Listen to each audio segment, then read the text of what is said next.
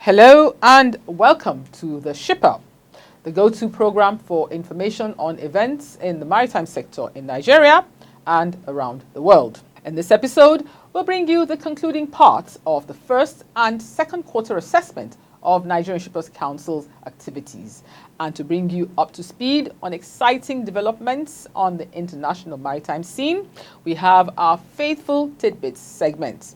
Before we bring all that your way, let's take a short break. Stay with us.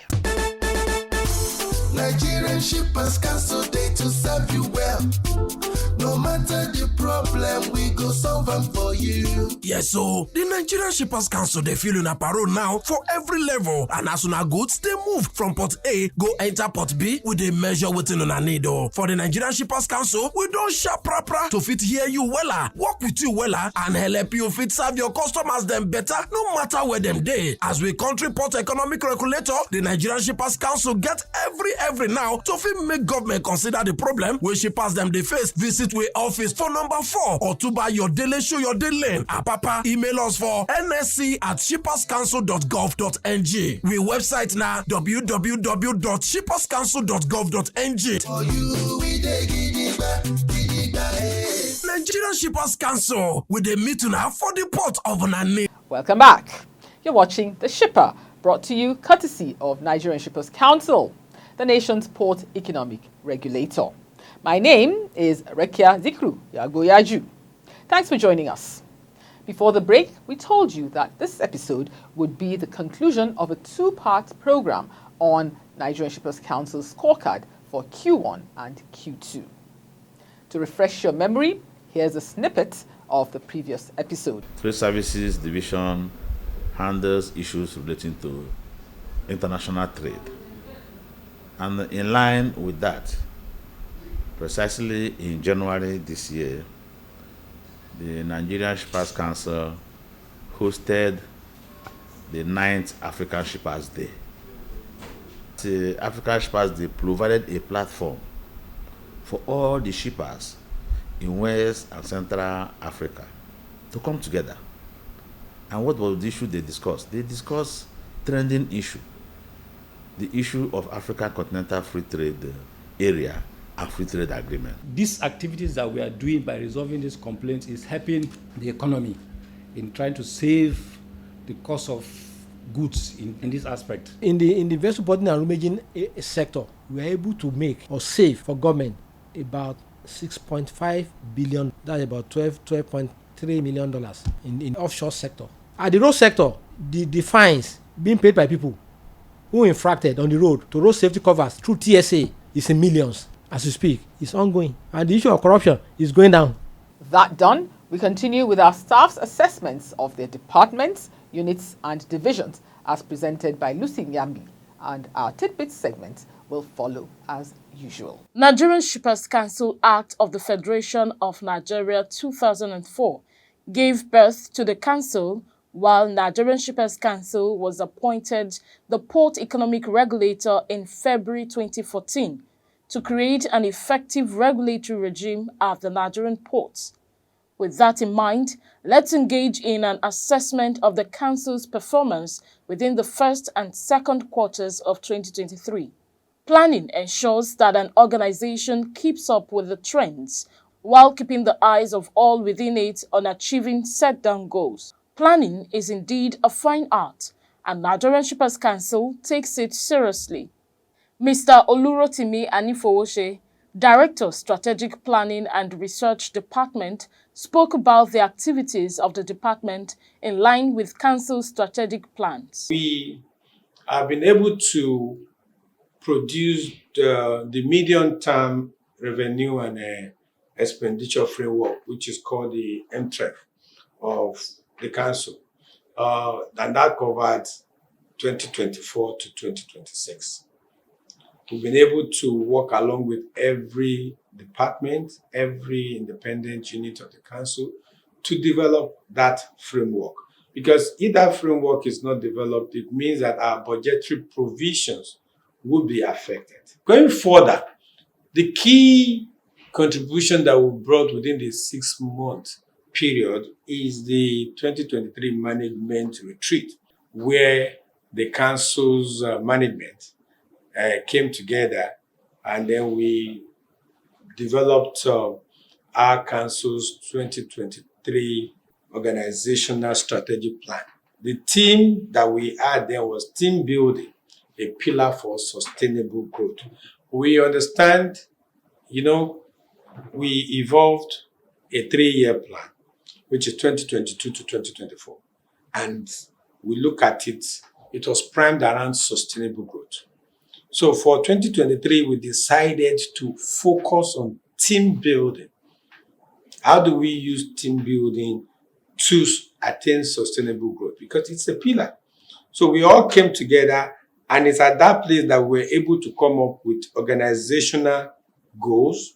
And also within this period, we have been able to sign a memorandum of understanding with the Nigerian Institute of Transport Technology, Zaria, on the conduct of some researches that are both for administrative data and for sectorial data analysis. Presently, we are doing a data research on the import of demurrage, detention, and storage fees on the cargo. The advent of automation, further enhanced by the use of computers, has eased businesses' workload by eliminating bottlenecks paperwork would previously cause.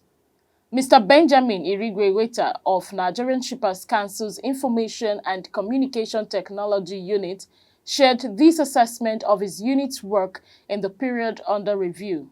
In terms of the achievements, we have both internal and external. What I mean by internal, in terms of our internal processes, by ensuring that they are fully automated. Like a number of our internal processes are automated, our payroll, human resources, our financial accounting system, our library has been digitalized. So we have a number of our internal processes currently being automated. And we also make sure that staff are provided with the requisite ICT equipment to work with. In terms of external processes, of course, we have some applications that have been developed that are currently working, functioning, like the Port Service Support Portal, which is used for handling of complaints, and is an industry-based application. Because we are aware that when there are transactions taking place in the port, sometimes you could have issues.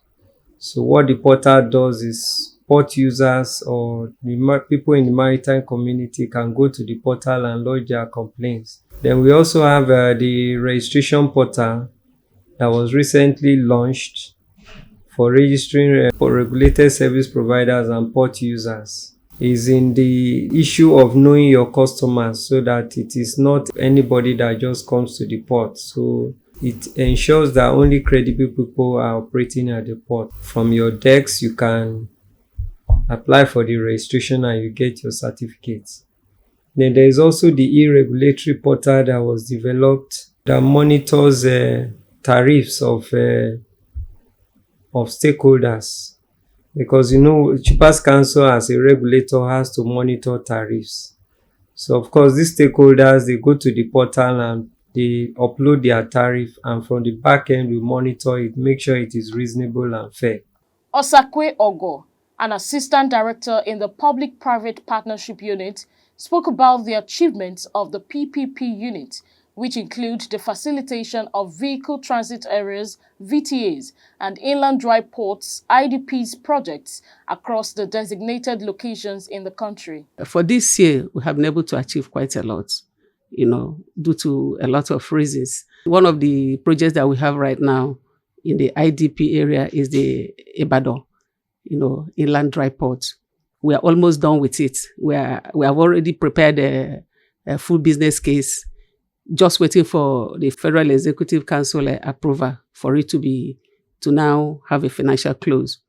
But just like there were some at this point of signing, we just discovered that there were some minor areas that need to be tidied up. That is what is holding it from going to FEC. So that is and we're able to achieve, most of the processes this year. Then coming to the VTAs, we have quite a lot of them in the pipeline. The first one is the Lokoja vehicle transit area. We are at the procurement stage. This year alone, we have been able to carry out a bidders conference. We have issued RF request for procurement. The bidders came and we are able to evaluate and be able to narrow down to the potential investors. So we are at the stage of now issuing RFP, that's request for proposal. Mrs. Ada Okam, Director Human Resources Management of Nigerian Shippers Council, said the department places manpower development at the front burner. The department has been able to develop and launch the code of conduct that is actually supposed to drive the ethics and core values of employees of Nigerian Shippers Council within and even outside the Nigerian Shippers Council. And we've been able to handle quite a number of trainings for staff, equally able to update our performance management system. We've equally conducted promotion exercise that quite a number of our officers were elevated from grade level 03 to 16.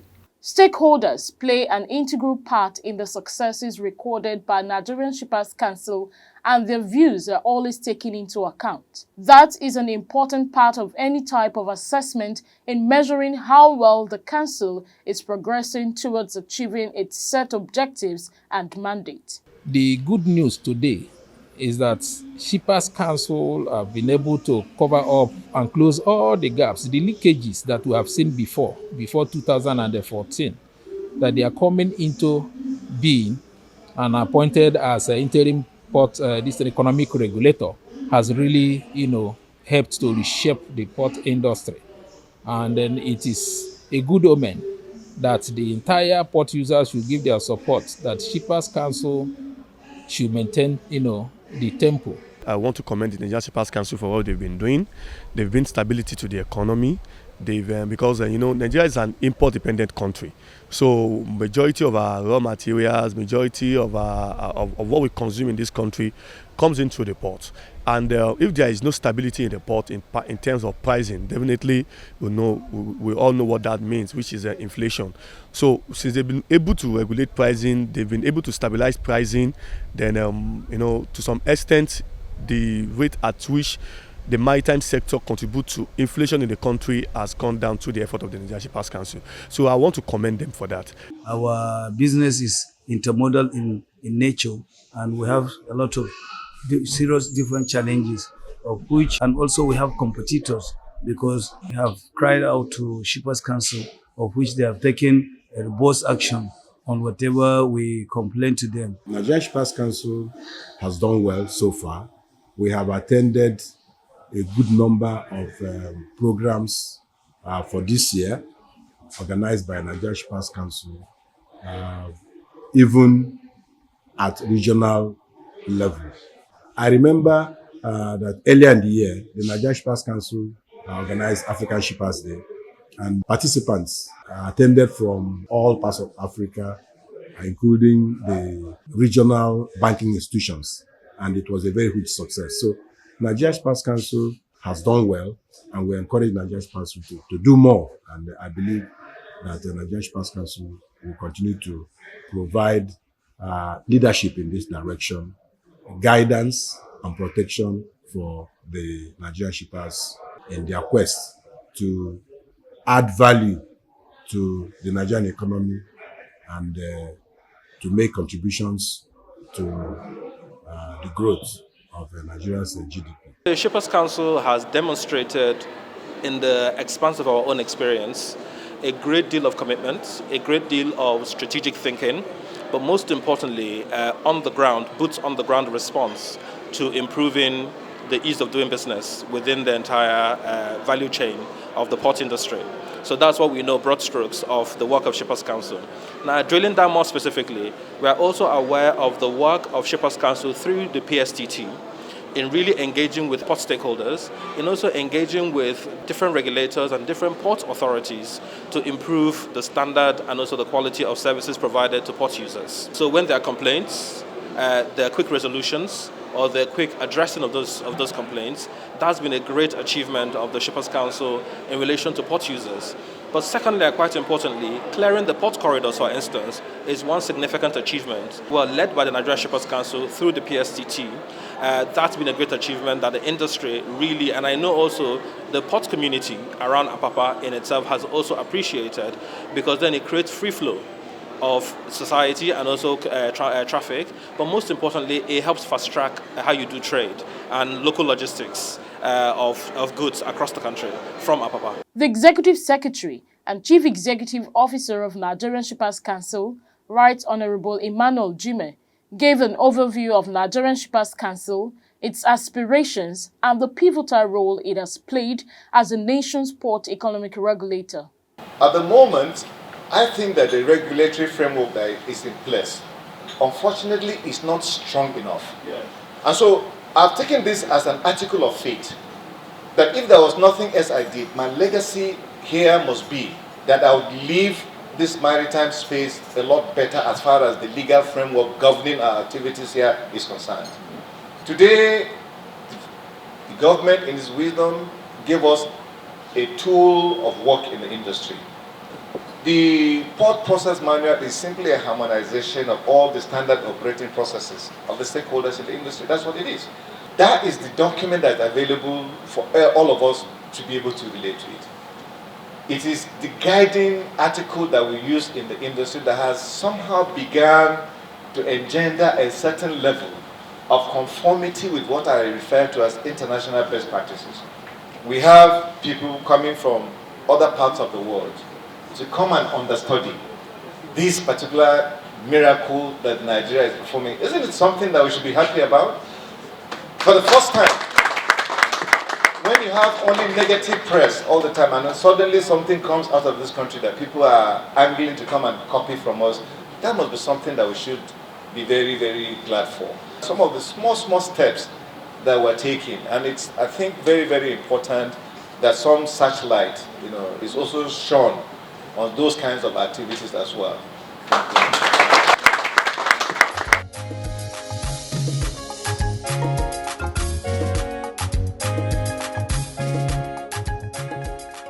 The job of a regulator is dynamic and therefore never done.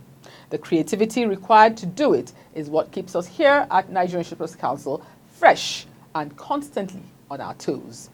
As you heard, fundamental to its success is ensuring that square pegs do not get lodged and stuck in round holes, borrowing the timeless words of activists, Aluta Continua Victoria Aseta. We shall now join Oluwasegun Aloko for our tidbits segment.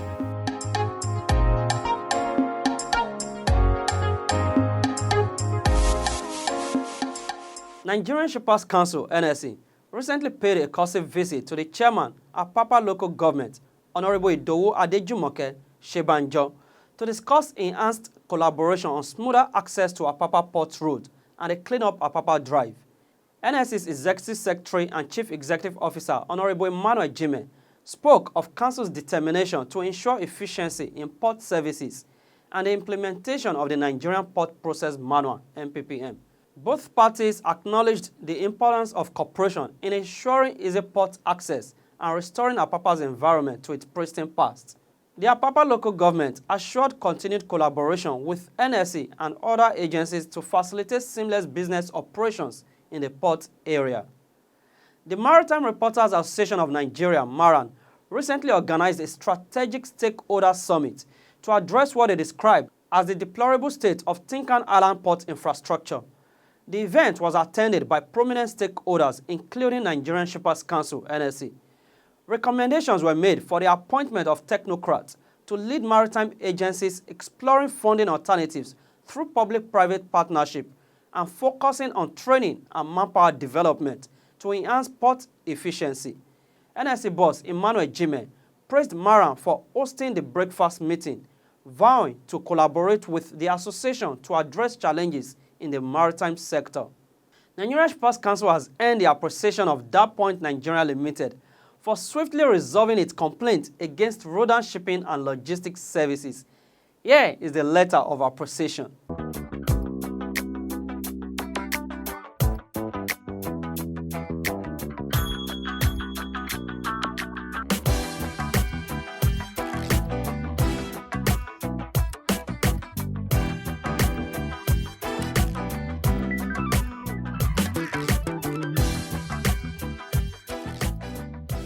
We encourage all stakeholders in the maritime sector to visit our website www.shipperscouncil.gov.ng for comprehensive information about our services and to report any grievances they may have. Now, let's take a look at our complaints register.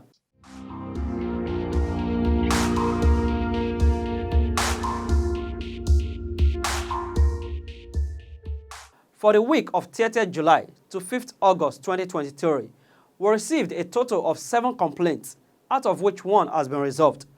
Others are ongoing investigation.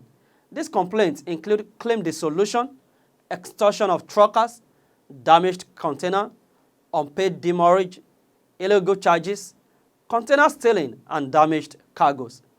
It's time to embark on a voyage to explore the international maritime territory. The International Association of Ports and Harbors, IAPH, and the International Maritime Organization, IMO, have signed a Memorandum of Understanding to support developing countries in enhancing their maritime and port sectors. The agreement aims to promote sustainable practices and technologies for ship-to-shore operations, data collaboration, and climate and energy initiatives. The focus will be on the least developed countries and small island developing states to achieve the goals of the revised 2023 IMO greenhouse gas strategy, targeting significant emissions reduction by 2030 and net zero emissions around 2050. Ocean Network Express 1 is launching a new service called FLX, connecting the west coast of South America to the east coast of North America. The service, starting in September 2023, aims to provide reliable reefer container shipment for customers in the region. One plans to invest in advanced equipment like control atmosphere containers and telematics devices to improve transportation quality. The FLX service will offer fresh options to customers. It will deploy 4 vessels to ensure schedule stability for refrigerated cargo. In a significant discovery, a Roman cargo ship believed to be from the 1st or 2nd century BC was found off the coast near Rome in the Mediterranean Sea. The well-preserved ship, over 20 meters long, contained hundreds of Roman jars, but their exact use remains unknown. The finding sheds light on ancient maritime trade routes. Italy's Cultural Heritage Protection Police and scuba divers were involved in the remarkable feat, and measures are being taken to protect the site from looters. Similar discoveries in the region have highlighted its underwater archaeological treasures. And that's it on Tidbits for this week.